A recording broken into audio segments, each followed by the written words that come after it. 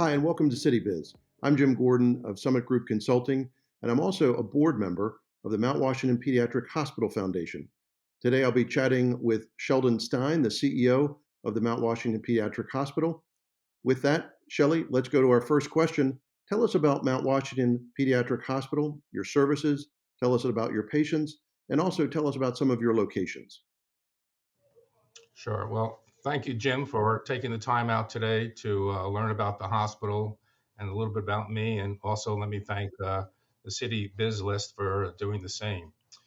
Mount Washington Pediatric Hospital is a post acute children's hospital.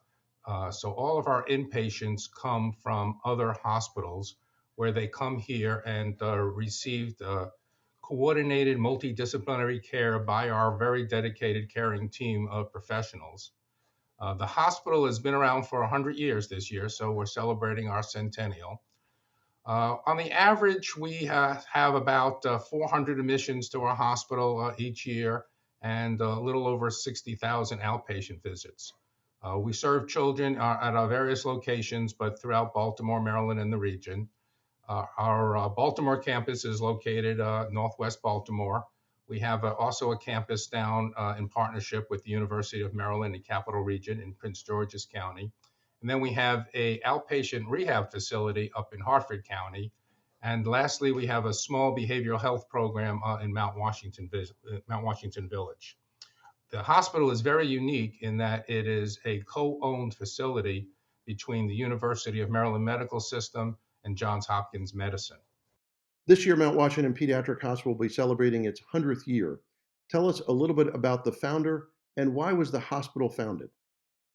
So this is a very special story about a 22-year-old woman named Hortense Kahn Eliasberg, who was doing her master's work at the Johns Hopkins University and recognized that children, when they came out of acute care hospitals and went back into their own environment, their home, for numerous reasons, a lot of which was due to the environment that they went back into, poor nutrition, lack of heat, other social economical conditions, the children actually did worse. And instead of getting better and thriving after they got released from the hospital, they wound up being readmitted to the hospital. So through her research, she found a institution that provided convalescing care to children up in New York called the Campbell Cottages. She visited that, learned all about that programming, and then recognized the fact that Baltimore, being of equal size and importance, needed a very similar institution to serve the children here. So she came back, and again, now this is a 22-year-old woman in 1922.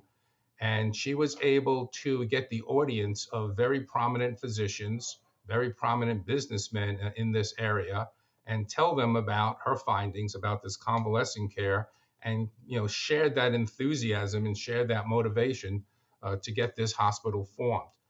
One of the individuals that she got all excited about and got involved with was Dr. William Welch, who was a very prominent physician at Johns Hopkins at the time. So through all those efforts and through all those meetings, she was able to get what was called Happy Hills Convalescent Home for Children, kind of a mouthful, started in this area. It actually started in a private home up on Falls Road, grew very quickly and needed more space, and then moved to the campus that we're on, which originally had a big white mansion on it that served for the hospital, and then eventually morphed into this state-of-the-art facility that we have today. And she served on the board as secretary from the day of inception till the day of her untimely death. She unfortunately passed away at a very young age.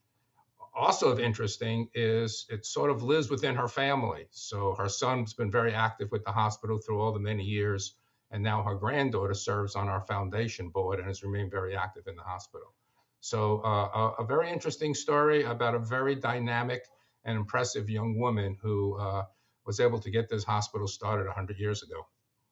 Shelley, I wondered if you could tell us a little bit more about Hortense. 100 years ago, when she started the hospital, do you still see some of the traditions and initiatives that she started then still in place today? I know they may have evolved some, but what of her traditions do you still see as you walk the halls of Mount Washington?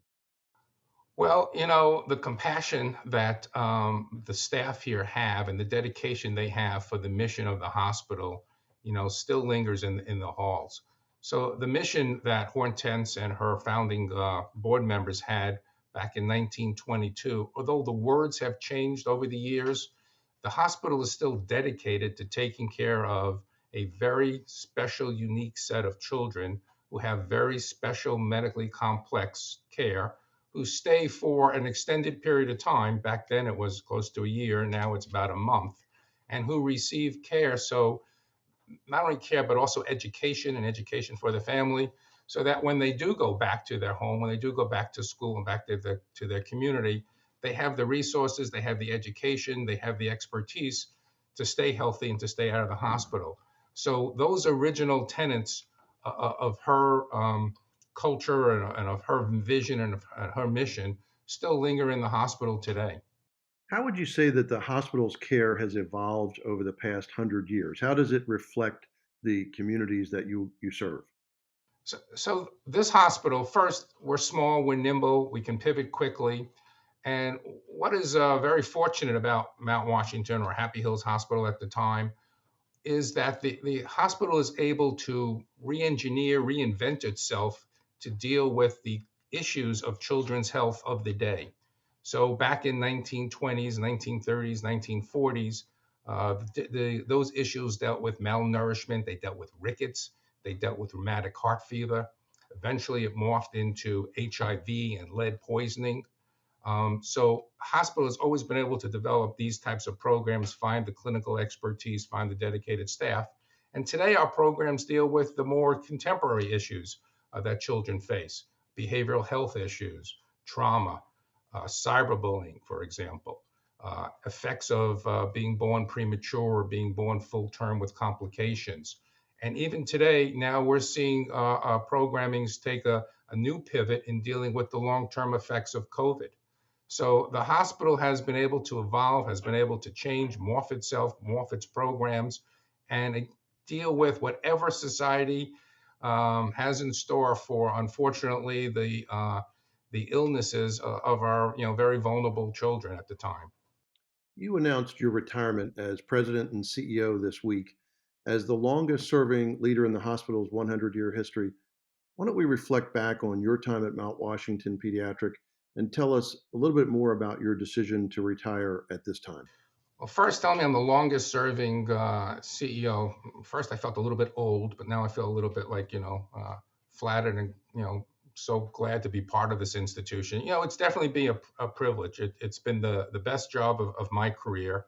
I'm so fortunate to be able to serve alongside these dedicated staff who, come to work day after day and take care of this very vulnerable population of children. It's I've worked in healthcare for 50 years now. I've probably worked in half a dozen to 10 hospitals, and by far this is the best job that I've ever had. It's very rewarding. It's very nurturing. It's humbling to be part of such a huge mission and a huge impact on the children that we have. Uh, so it's with very mixed feelings that I see myself sort of riding off into the sunset, towards my retirement, and sort of leaving this labor of love that I've been here for 28 years, and I've been the CEO now for the last 20. As you mentioned, you've been in healthcare for 50 years. Tell us a little bit about your experience and how that has shaped who you are as a leader.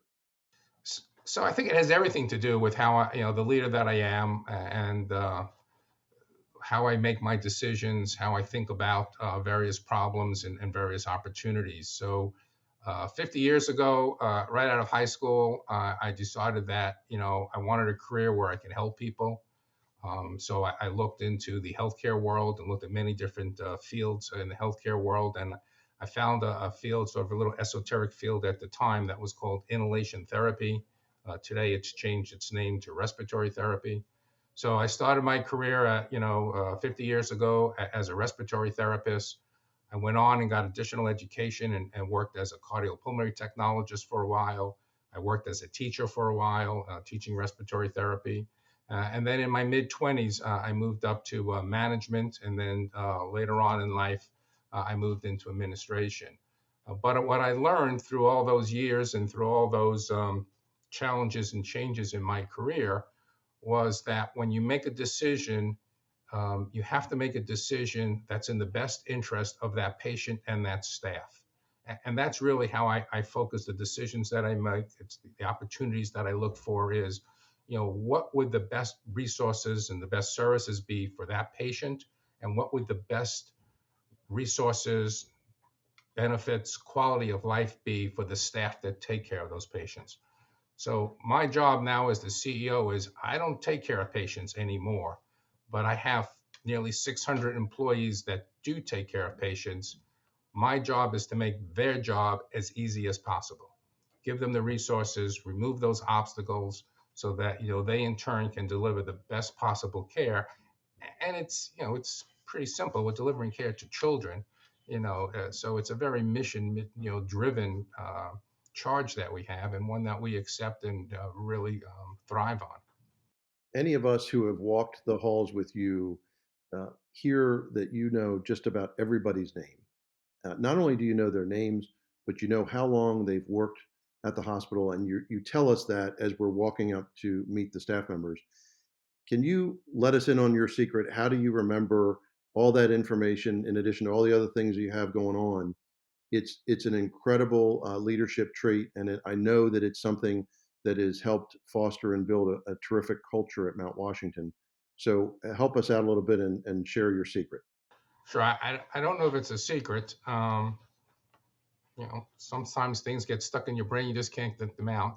But Jim, 28 years ago, it was a lot easier. We had only 200 employees. So remembering the names of 200 employees was a lot easier. Today we've grown to nearly 600 employees. So, and I've gotten 28 years older over the time, so it's become a little bit more difficult. But I walk around the hospital. Part of my job is to be a visible leader, to make sure that I touch base with the various staff to make sure that they have what they need to do their job. Talk to them a little bit about what's going on in their lives, and most of them are very willing to share that with me.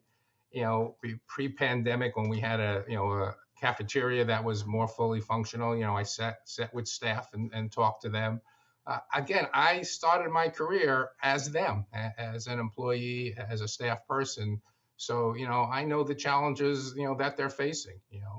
There's they it's frustrating to work in a hospital, work anywhere, and not have the tools that you need to do the job. And staff are very willing to tell me that they're having difficulty getting this particular supply, or every time they order this, it comes in the wrong packaging. And those are things that I can work on with them, and I can help. They don't have the time to do that. So being visible, walking around, and I guess I just have a thing for faces and names. If I have your face and I get your name linked together, it's pretty good. It'll stay there forever. I don't know if that's a secret or just something that happens.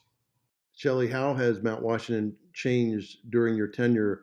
And tell us a little bit about some of the capital improvements that you've worked on. So we're a small hospital, but we have to make sure that we provide the best possible facility and the best possible infrastructure and the best possible technology and medical equipment that our patients deserve and our staff deserve. So over the 28 years that I've been here, we have been able to invest in the facility to keep it current, to keep it state of the art. We have expanded our footprint. So before I came here, our outpatient program, which has now flourished, I mentioned before, we're nearly 60,000 visits, was done inside the hospital in kind of very basic facilities with not much area to grow. We've built an outpatient building back in 2000, initially served about 9,000 patients visits on a year. Now, as I mentioned, we're over 60,000. Since then, we've expanded it once to the east, where we've increased it by a third. And any day now, we're about to break ground to the next wing to it to add about another 25% more square footage. In addition to the expansion we've had on this campus, as I mentioned, over the course of my tenure, we've been able to develop programs in the Prince George's County, which is a county that is very large by population, and prior to Mount Washington entering that market, provided no pediatric specialty services for that very needy population. So now we're proud to be a partner in there. We've been there for 25 years. And more recently, we've now expanded up in the north, up in Hartford County, where we're serving a population up there for rehab needs. So programmatically, as I mentioned before, we've re-engineered, we've morphed our programs and started some very innovative, creative programs here that serve a population of children that really need a specialized team to care for them. You played an integral role in the ownership structure that's very unique for Mount Washington Pediatric Hospital. Tell us more about how that came to be and about your role in that. My role wasn't really as important as the board members. I was there to support them. I was there to help share their vision and their stories, with the staff and help translate it when I can. But the hospital, since I've been here, has gone through a very unique structure and ownership structure. And as the healthcare environment changed in this country, this hospital needed to grow and find partners to parallel that change. It's very difficult nowadays to be a small player in a large market and be able to enjoy the economies of scale and the contracting that you need in order to be a healthy financial organization. So through all that, we have merged with other larger facilities to gain that bench strength, to gain that economies, and eventually we became a co-owned institution. And if you remember back to my story about Mrs. Connie Eliasberg, one of the prominent individuals that she worked with initially, as I mentioned, was Dr. William Welch, who was at Johns Hopkins at the time. And when the hospital formed in 1922, we formed this partnership with the Johns Hopkins physicians to help provide that services out here on this campus. And through the 100 years, for the majority of it, we've kept those Johns Hopkins physicians as part of our clinical programming in providing that expertise to these patients. And you fast forward to the year 2000, we became part of the University of Maryland. So we found ourselves a little bit torn, being clinically very linked to Johns Hopkins, but business-wise and a little bit of clinical part of the University of Maryland. So the board, through their negotiations and through their discussions, got together, recognized that it was kind of an awkward situation for this hospital, difficult for us to develop new programs. And through that, then formed this 50-50 relationship, so that Mount Washington became, in 2006, a co-owned 50-50 organization by the University of Maryland and by Johns Hopkins Medicine. And I think the statement that we make because of that is that when you look at the population of patients that this institution serves, the power and the altruism of those three organizations, Mount Washington, Hopkins, and Maryland, coming together to serve this population is very powerful. I mean, it shares the fact that we all need to take care of this population. They're important to us. They're important to society. They're important to the growth of this nation, and that we can't just sort of push them aside or let one hospital deal with it and not the other.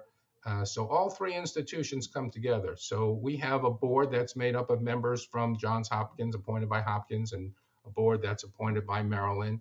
And they come into the board room and vote with their heart, with their mission. And through the nearly 15, 16 years that we've been through this partnership, we have grown, we have developed programs. It's really been I would say marriage, but there's three of us. So it's really been a great three-way partnership that really spreads out the clinical needs through these organizations. And if you're a child and a patient here, just think about coming to an organization that has the expertise of Mount Washington blended in with the expertise of the University of Maryland and Johns Hopkins. It's no place else in the country that, or perhaps the world, that you can get that type of expertise blended together.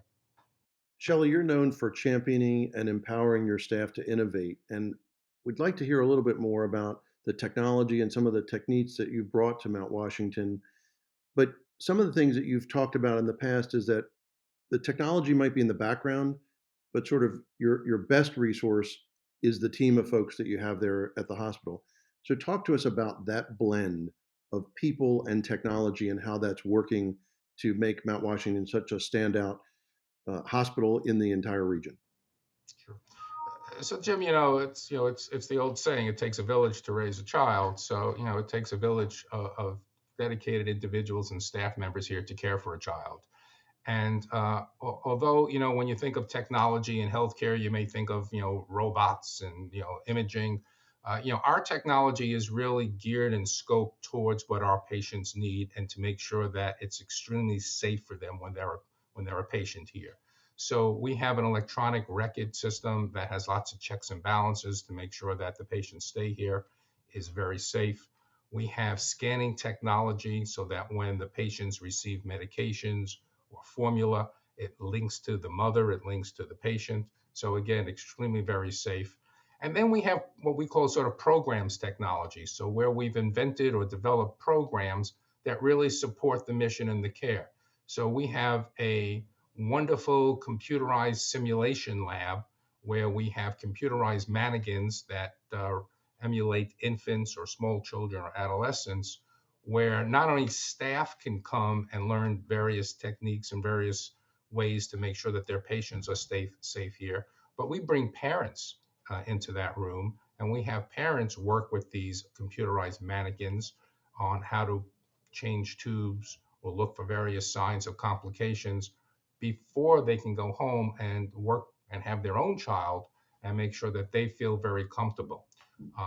Additionally, we have some wonderful programs that we feel are very innovative. So our whole behavioral health trauma program, which when I came here, I think we had maybe 6 or 7 clinicians. Now our department is nearing 50 clinicians.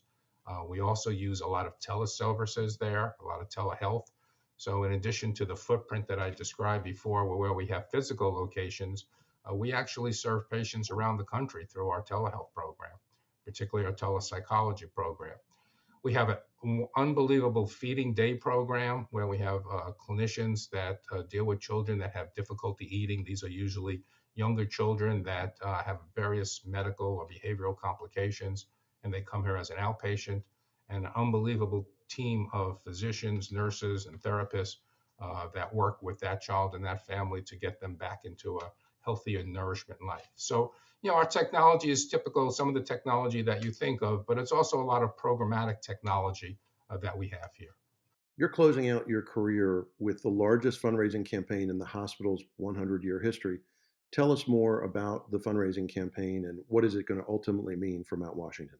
So we have our Hope Heal Grow campaign, and as you said, it started about 4 years ago. It has a financial goal of about $15 million, which, as you said, is the largest campaign in this hospital's history. And it's set up to have 3 priorities. I should also report that the campaign is nearly 99% complete. So we're very close to finishing it out, and hopefully in the next few months or weeks, hopefully we can check that box and say we've completed our largest campaign. But when go back to our 3 priorities, our first priority is something I mentioned earlier. It was the expansion of our Rosenberg building, and that was $5 million. And again, we raised that money all through philanthropic support. That money has been already used, and the building is in service and seeing thousands of more children now that we're able to do now prior to that expansion. The second part is also the second expansion of our outpatient services, and that's our Ability Center, and that's targeted at about $4 million, and we're very near reaching that amount. And that, as I mentioned, is an expansion of our outpatient rehab services. So right now, our rehab department, which is busting at the seams, serves both inpatients and outpatients in the same facility. And those patients should be separated. They need different types of techniques. They need different types of equipment, different types of therapists.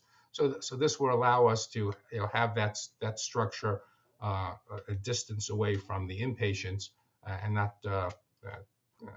cohort those two populations. And then the third, which is the most important part, as I see it, those two are bricks and mortars projects. But if you have bricks and mortars, but you don't have any programs inside of them, you have two empty buildings. And that is our children's fund. And what that consists of is just our normal annual growth and fund development that we have every year. But it's also a growth of our endowment piece. And the endowment is where our foundation gets the capital to start programs. So those programs that I mentioned before, telepsychology, feeding programs, we have a childhood obesity program, weight management program called WaySmart. Those all need seed monies to start those programs so that those programs can go inside that brick and mortar and serve the population of children that we need to serve. So growing that foundation gives us more capital, more fuel, so we continue to thrive, develop programs, and reach more and more children through those services.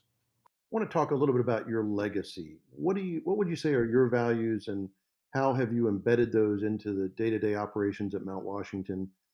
What's the culture and lasting legacy that you will be leaving when you retire?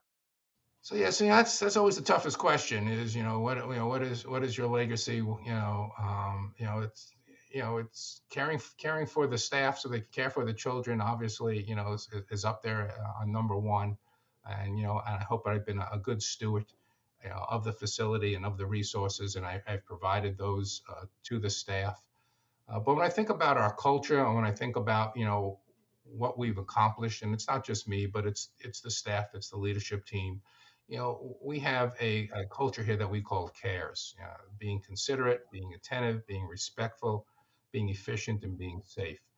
And we pride ourselves on those attributes and those characteristics. We pride ourselves so much of those that it's part of every employee's, myself including, evaluation on an annual basis. So to be a employee here at Mount Washington, to be one of our team members, every year you will be evaluated not only on your professional and technical skills, but on your caring skills. That's half of your evaluation. So it's important for us. The other thing that I try to do is obviously I try to set that example. I walk the walk. I truly believe in those values. I believe that the staff are here to take care of children, and they're not here because it's just a job. So when I used to go to new employee orientation, again pre-pandemic, I would tell the new employees that we have these values, they're important to us, that families entrust their children to us, and that's a huge trust. And the fact that they come here, their children are entrusted in our care, that's a huge a huge opportunity for us to make sure that we do what is right for that child. So I even tell them that I understand that people have a bad day, but you have to have those bad days on your days off. That when you come to Mount Washington, you're here to take care of somebody else's child, and you need to be here. You need to be on your game, and you need to follow our culture and our standards of care here. So it's a wonderful mission. It's a wonderful place to work. And again, as I reflect back on my career, I was very fortunate and very privileged to find this opportunity and to be here for the 20 years as a CEO that I've been here. What's next for you, and what are you going to miss most about the hospital on a daily basis? So those are the key retirement questions, right? What's next for you? So first off, as I reflect on this decision, one, I'm happy. Nobody wants to work every day of their every day right up until they're no longer here. So we all work so that we can look forward to retirement and spend time with I have five wonderful grandkids. Traveling, golf. I fear that I might drive my wife insane being home, but we'll take that risk.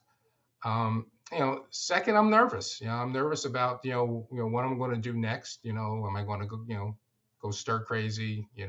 Who knows what's going to be next? But I'm sure I'll be able to fill the time. And third, and this is sort of the one that I lose sleep overnight. I'm concerned. I know that this hospital is situated with our owners in a very fortuitous position. We have great programs, great clinicians, great resources. Um, but it's probably never a good time to retire. You can always look at something, but we're coming out of a pandemic. We're facing with a nursing shortage, so it's a challenging time in healthcare. And I'm concerned that I'm leaving at a challenging time. But I'm sure if it was 5 years ago or 5 years from now, there would be other challenging times in healthcare because that's the way the world is. So that's sort of what I look forward to. A little bit of fun, a little bit of nervousness, and a little bit of concern. Shelley, what would you say is your vision for the next 100 years at Mount Washington Pediatric Hospital? So, Jim, I think you also asked me what I would miss about the hospital. So, and I think it's there's two things that I would miss the most about this hospital. One, I can't talk any more, highly and highly regard for the team of employees that are here at Mount Washington. They are amazing. They are dedicated. They see this mission as a lifelong dream of theirs and a lifelong ambition. We have 70 plus employees that have been here over 20 years. I mean, it really is amazing. Um, the other thing that I'm going to miss is every day I see children that arrive to this hospital by an ambulance, whether they were in a car accident, whether they had some surgery. Um, but their lives are pretty well shaken up. Their families are pretty well shaken up. And then a few days or a few weeks later, I see them walk out of here, and I see them get into a car, with their parents and drive away. And that's remarkable. And I'm going to miss that. I'm going to miss seeing the amazing care and the unbelievable change and dramatic change that our team makes for these children. And, families come here not knowing what their future of their child is, and they leave here knowing that there is a future for their child. So those are the two things I'm going to miss. And then your last question was what I hope for the hospital for the next 100 years. I hope that we continue to find the missions and to serve the children of the next 100 years. We don't know what those illnesses are going to be. We don't know what those conditions are going to be.